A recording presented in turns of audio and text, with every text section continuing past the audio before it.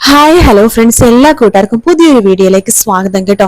അങ്ങനെ അഞ്ജലി കണ്ണു തുറന്ന് നോക്കുമ്പോഴാണ് അത് ശംഖുചക്രം തറവാടാണെന്ന് മനസ്സിലാകുന്നത്. അത് മനസ്സിലാക്കി അഞ്ജലി ആകെ ഷോക്കായിട്ട് ശംഖുചക്രം തറവാട് ആകെ അടിമുടി ഇങ്ങനെ നോക്കുക കേട്ടോ. അതേസമയം നമ്മുടെ അർജുനടുത്ത് അനുപമയും കൂടി സംസാരിച്ചുകൊണ്ടിരിക്കുകയാണ്. പെട്ടെന്നാണ് അഞ്ജലി ആ കാഴ്ച കാണുന്നത്.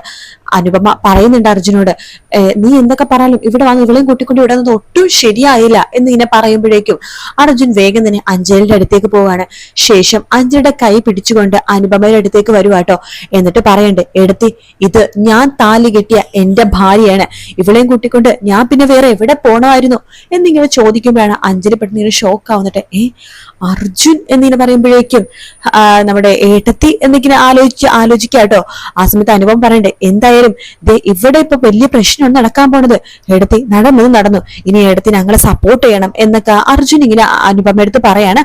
അനുപമ പുച്ഛഭാവത്തോടെ അതൊക്കെ ഇങ്ങനെ കേട്ട് നിൽക്കാട്ടോ. ഇതെല്ലാം കണ്ടുകൊണ്ട് അവിടെ ഇന്ദു മൂലക്ക് നിൽക്കുന്നുണ്ടായിരുന്നു വരാന്തയില്. ഇന്ദു വേഗത്തിൽ അകത്തേക്ക് കയറിട്ട്, അയ്യോ ഏടത്തി നന്ദിനിയെടുത്തി രമ്യയെടുത്തി എല്ലാരും കൂടെ ഓടിവാ എന്ന് പറഞ്ഞ് വിളിക്കണം. അങ്ങനെ എല്ലാവരും അവിടേക്ക് ഓടിയുണ്ട്. എന്താ ഇന്ദു, എന്താ ഇങ്ങനെ ബഹളം ഉണ്ടാക്കണത്, എന്താ കാര്യം ചോദിക്കും. അയ്യോ എല്ലാവരും കൂടെ ഓടി വന്നേ, എല്ലാവരും ഉമ്മറത്തേക്കൊന്ന് നോക്കിക്കേ എന്ന് പറഞ്ഞിട്ട് എല്ലാവരും കൂട്ടിക്കൊണ്ട് ഉമ്മറത്തേക്ക് ഇങ്ങനെ വരുവാണ്. ആ സമയത്ത് അഞ്ജലി ആണെങ്കിൽ അർജുന്റെ മുഖത്ത് നോക്കിയിട്ട് ചോദിക്കേണ്ട, നീ രാജീവല്ല അർജുനാണ്, രാഘവനുടെ രണ്ടാമത്തെ മകൻ അർജുൻ രാഘവ് അല്ലേ എന്ന് ചോദിക്കുമ്പോഴേക്കും അഞ്ജലി, അത് പിന്നെ വേണ്ട, ശബ്ദിച്ചു പോകരുത്. അപ്പോ അതാണ് താൻ എന്നെയും കൂട്ടിക്കൊണ്ട് ഇവിടെ വരാൻ ഇത്രയും നാള് മടിച്ചത് അല്ലെ. ഇപ്പൊ എനിക്ക് കാര്യങ്ങളുടെ ഇത് കിടപ്പ് ഏകദേശം മനസ്സിലായി. ചതി, വൻ ചതി, എന്തിനാണോ താൻ എന്നെ ചതിച്ചത് എന്ന് പറഞ്ഞിട്ട് അഞ്ജലി അർജുന്റെ കഴുത്തിന് ഇങ്ങനെ കയറി ഷർട്ടിന് ഇങ്ങനെ കയറി പിടിക്കാട്ടോ. എന്നിട്ട് പറ, താൻ എന്തിനാ നിങ്ങൾ ചതിച്ചത് എന്നൊക്കെ പറഞ്ഞിട്ട് അർജുന് ക്വസ്റ്റ്യൻ ചെയ്തുകൊണ്ടിരിക്കുന്ന സമയത്ത് പെട്ടെന്ന് നന്ദിനിനെ വിളിക്കേണ്ട, അർജുൻ എന്ന് പറഞ്ഞ് വിളിക്കുമ്പോഴേക്കും ആ വിളി കേട്ട് അഞ്ജലി പെട്ടെന്ന് അർജുന്റെ ഷർട്ടിൽ നിന്ന് കൈയെടുക്കാട്ടോ. വേഗം തന്നെ എല്ലാരും കൂടി അർജുന്റെയും അതുപോലെ തന്നെ അഞ്ജലിയുടെയും അനുപമയുടെ അടുത്തേക്ക് വരുവാണ്. എന്നിട്ട് അർജുനാണെന്നുണ്ടെങ്കിൽ അഞ്ജലിനെയും കൂട്ടിക്കൊണ്ട് നേരെ നന്ദിനിയുടെ മുൻപിൽ പോയി നിന്നിട്ട് പറയണ്ട്, അമ്മേ ഇത് അഡ്വക്കേറ്റ് അഞ്ജലി, പ്രത്യേകം പരിചയപ്പെടുത്തേണ്ട കാര്യം ഉണ്ടാവില്ലല്ലോ. അതെ, അഡ്വക്കേറ്റ് അഞ്ജലിയുടെ എന്റെ വിവാഹം കഴിഞ്ഞു, ഞാൻ താലി കെട്ടിയ താലിയാണ് ഇവളുടെ കഴുത്തിൽ കിടക്കുന്നത്, ഇവളിപ്പോ എന്റെ ഭാര്യയാണ് എന്നിങ്ങനെ അർജുൻ പറയുമ്പോ തന്നെ അഞ്ജലി ഒരൊറ്റ അഞ്ജലിനെ നോക്കിക്കൊണ്ടിരിക്കുകയാണ്. അഞ്ജലി ഇങ്ങനെ അർജുനെ നോക്കിക്കൊണ്ടിരിക്കുക കേട്ടോ. ആ സമയത്ത് നമ്മുടെ നന്ദിനി അർജുന്റെ മുഖത്തേക്ക് ഒരു ഒറ്റ അടി വെച്ച് കൊടുക്കാണ്. നിനക്ക് എങ്ങനെ ധൈര്യം വന്നടാ ഇവളെയും കൂട്ടിക്കൊണ്ട് ഈ മുറ്റത്തേക്ക് വരാനായിട്ട്? എടി, എനിക്ക് നിന്നോടാ ചോദിക്കാനുള്ളത്, എന്റെ മകനെ കയ്യും കലാശവും കാണിച്ചിട്ട് എങ്ങനെയാടി നിനക്ക് ഇങ്ങനെ വളച്ചെടുക്കാൻ വേണ്ടി പറ്റിയത്? സമ്മതിച്ചു തന്നിരിക്കുന്നു നിന്നെ, എന്തൊരു അപാര ജന്മം തന്നെ, നിനക്ക് എന്ത് ധൈര്യം ഉണ്ടായിടി എന്റെ മോനെ വിവാഹം കഴിച്ചിട്ട് ഇങ്ങോട്ടേക്ക് വരാനായിട്ട്, നാണമില്ലാത്തവളെ എന്നൊക്കെ പറയുമ്പോഴേക്കും എന്ത് പറയണ്ട, ഏടത്തിക്കത് മനസ്സിലായില്ലേ, അത് വേറൊന്നുമല്ല, ചേച്ചിനെ പോലെ തന്നെ അനിയത്തി പുളിങ്കോമ്പം നോക്കി പിടിച്ചതാണ് എന്നിങ്ങനെ പറഞ്ഞുകൊണ്ടിരിക്കത്തന്നെ നന്ദിനി പറയണ്ടേ, എന്തൊക്കെ പറഞ്ഞാലും ശരി അർജുൻ, നീ ഇവളെ എവിടെ നിന്നിട്ടാണോ കൊണ്ടുവന്നത് അവിടേക്ക് തന്നെ കൊണ്ടുപോയിക്കോ എന്നിങ്ങനെ പറയുമ്പോഴേക്കും മുത്തശ്ശി ഇതെല്ലാം കേട്ടുകൊണ്ട് ഉമ്മറത്തേക്ക് ഇറങ്ങി പറയണ്ടേ, നന്ദിനി അതെന്ത് പറച്ചില്ല നീ പറയണത്, അവൻ പറഞ്ഞത് നീ കേട്ടില്ലേ, അവൻ താലി കേട്ട പെണ്ണാണ് അഞ്ജലിന്ന്. അങ്ങനെ ഇരിക്കുമ്പോഴേക്കും അവൻ രണ്ടുപേരും ഇവിടെ നിരക്കുന്ന ഇവിടുത്തെ ന്യായമാണ്, അവന് ഇവിടെയുള്ള അവകാശം അധികാരം പോലെ ഇപ്പൊ അഞ്ജലിക്കും ഇവിടെ അവകാശം അധികാരവും ഒക്കെ ഉണ്ട് എന്ന് നന്ദിനി എടുത്ത് മുത്തശ്ശി പറയാണ്. അത് കേട്ടിട്ട് ഗോവിന്ദൻ പറയുന്നത് കറക്റ്റ്, നന്ദിനി എടുത്ത് ഏത് ലോകത്താണ് ഈ താമസിക്കുന്നത്? ഇന്ത്യൻ ഭരണഘടന പ്രകാരം ഒരു ആണിനും പെണ്ണിനും പ്രായപൂർത്തിയായ ഒരു ആണിനും പെണ്ണും ഒരുമിച്ച് ജീവിക്കാനും വിവാഹം കഴിക്കാനുള്ള എല്ലാ റൈറ്റ്സും ഉണ്ട് എന്ന് പറയുമ്പോൾ ഒരു എമ്മയും വരുന്നുണ്ട്. എടുത്തി പറഞ്ഞത് ഒട്ടും ശരിയായില്ല, എടുത്തല മോനെ തുണിക്കടയിൽ പോയി തുണി എടുത്തുകൊണ്ട് വന്നൊന്നല്ല, അമ്മക്ക് ഇഷ്ടപ്പെട്ടില്ല എന്ന് പറഞ്ഞ് തിരിച്ചു കൊടുക്കാനായിട്ട്. അഞ്ജലിയെ അവന്റെ ഭാര്യയാണ്, അവരങ്ങനെ പെട്ടെന്നൊന്നും ഇറക്കി വിടാൻ പറ്റുന്നില്ല എന്ന് പറയുമ്പോഴേക്കും നന്ദിനി പറയണ്ട, നോക്ക് ഇവന്റെ അച്ഛൻ അത് രാഘവേട്ടൻ മുകളിൽ ജോലി ചെയ്തുകൊണ്ടിരിക്കുകയാണ്, അദ്ദേഹം ഇതെല്ലാം അറിയുന്നതിന് മുമ്പ് മര്യാദക്ക് അർജുനെ ഇവളെയും വിളിച്ചോണ്ട് ഇവിടുന്ന് പോവാൻ നോക്ക് എന്ന് പറയുമ്പോഴേക്കും അഞ്ജലി പറയണ്ട്, എനിക്ക് നിങ്ങൾക്ക് എല്ലാവർക്കും ഒരു കാര്യം പറയാനുണ്ട്, എല്ലാവരും ഒന്ന് നിർത്ത് എന്ന് പറയാണ്. ശേഷം അഞ്ജലി പറയണ്ട, ദേ ഈ നിൽക്കുന്ന രാഘവനുടെ മകൻ അർജുൻ രാഘവ് എന്റെ അടുത്ത് കള്ള പേരിലാണ് വന്നത്, ഇയാൾ എന്നോട് പറഞ്ഞത് രാജീവ് എന്ന് പറഞ്ഞ പേരായിരുന്നു, നെറ്റീഷ കമ്പനിയിൽ വർക്ക് ചെയ്യുന്ന രാജീവ് അങ്ങനെ പറഞ്ഞിട്ടാണ് എന്നായിട്ട് അടുത്തത്, അല്ലെങ്കിൽ ഇയാളെ രാഘവനുടെ മകനാണെന്ന് അറിഞ്ഞതെങ്കിൽ ഒരിക്കലും ഞാൻ ഇയാളായിട്ട് അടുക്കില്ലായിരുന്നു എന്ന് അഞ്ജലി ഇങ്ങനെ പറയണം. അത് കേൾക്കുമ്പോഴേക്കും അർജുൻ തല കുമ്പിട്ട് അങ്ങനെ നിൽക്കട്ടെ, എല്ലാവരും ഷോക്കായിട്ട് നിൽക്കാണ്. അർജുൻ ഇങ്ങനത്തെ ഒരു കള്ളപ്പേര് പറഞ്ഞിട്ടാണ് അഞ്ജലിനെ വലയിൽ വീഴ്ചയെന്ന് അറിയുമ്പോൾ എല്ലാവരും അങ്ങനെ ഷോക്കായിട്ട് നിൽക്കാട്ടോ.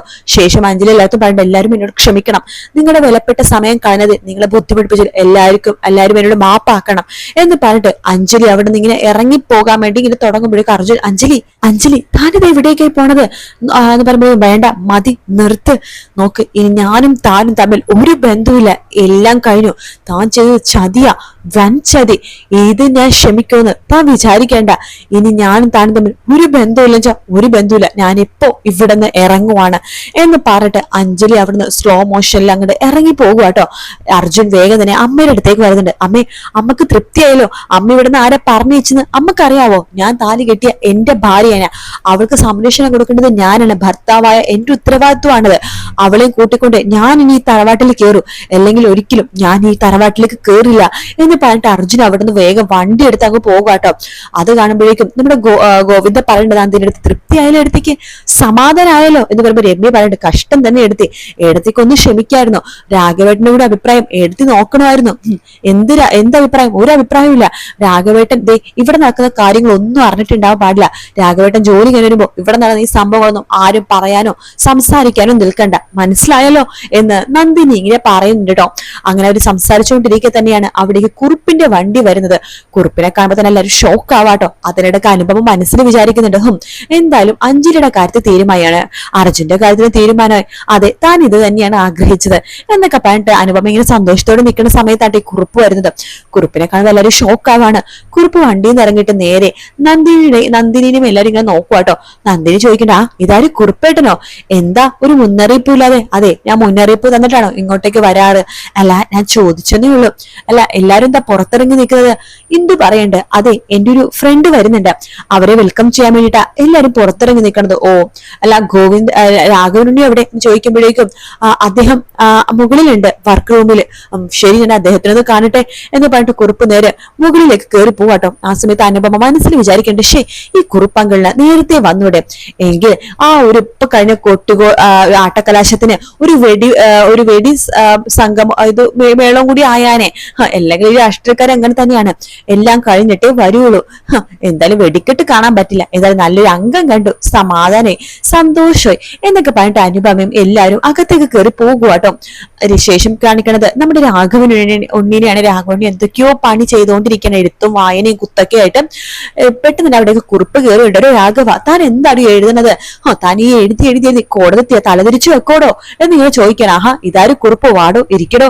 അതെ നമ്മുടെ ഒരു മന്ത്രിയുടെ ആളുടെ ഒരു പ്രത്യേക കേസാണ്, അതിന്റെ കാര്യങ്ങളൊക്കെ എഴുതി എനിക്ക് ഇന്ന് സബ്മിറ്റ് ചെയ്യേണ്ടതാണ്, അതിന്റെ കുറച്ച് പണിത്തിരക്കിലായിരുന്നോ. അല്ല താനെന്താ പെട്ടെന്ന് രാവിലെ തന്നെ? എടോ തന്നോട് എനിക്കൊരു കാര്യം ചോദിക്കാനുണ്ട്. തന്റെ മകൻ അർജുൻ എന്റെ മകളെ വിവാഹം കഴിക്കാൻ താല്പര്യമില്ലെന്ന് പറഞ്ഞപ്പോ എനിക്ക് മനസ്സിലായിരുന്നു അവന്റെ മനസ്സിൽ വേറെ ഏതോ പെൺകുട്ടി ഉണ്ടെന്ന്. പക്ഷെ അത് അഡ്വക്കേറ്റ് അഞ്ജലിയാണെന്ന് ഞാൻ അറിഞ്ഞില്ല. വാട്ട്?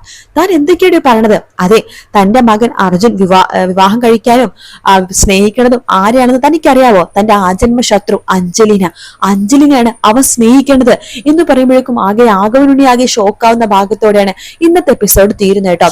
വീഡിയോ ഇഷ്ടപ്പെട്ടാൽ ലൈക്ക് ചെയ്യുക, സബ്സ്ക്രൈബ് ചെയ്യുക, കമന്റ് ചെയ്യുക. മറ്റൊരു വീഡിയോ ആയിട്ട് കാണാം. Take care, bye bye.